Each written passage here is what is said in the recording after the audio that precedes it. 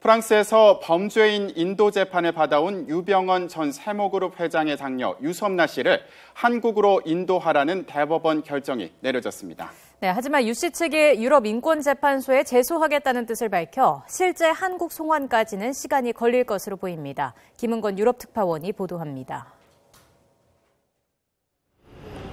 프랑스 대법원에 해당하는 파기법원은 유섬나 씨 측이 한국 송환을 막아달라며 제기한 재상고를 기각한다고 결정했습니다. 지난해 12월 베르사유 항소법원이 판결한 대로 유 씨가 한국에서 공정한 재판을 받을 수 있고 인권 침해를 당하지 않을 것을 확인했다며 기각 이유를 설명했습니다. 이로써 지난 2014년 5월 유 씨가 프랑스 경찰에 체포된 이후 받아온 범죄인 인도 재판이 사실상 마무리됐습니다. 하지만 유 씨의 한국 인도가 곧바로 이루어지는 것은 아닙니다. 프랑스 최고행정법원의 심사 절차가 남아있고 유 씨 측이 유럽인권재판소에도 제소하겠다는 뜻을 밝혔기 때문입니다.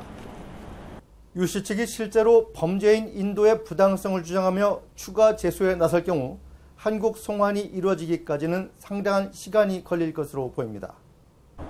유 씨는 지난 2014년 5월 한국 검찰의 출석 요구에 응하지 않고 도피하다 파리 고급 주택가에서 현지 경찰에 체포됐습니다.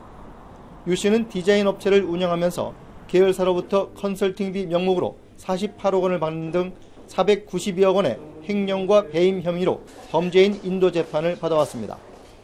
유 씨 측은 그동안 유력 변호인들을 동원해 자신이 세월호 침몰과 무관한데도 한국 정부가 정치적인 희생양으로 삼으려 한다며 한국에서는 공정한 재판을 받을 수 없다고 주장해왔습니다.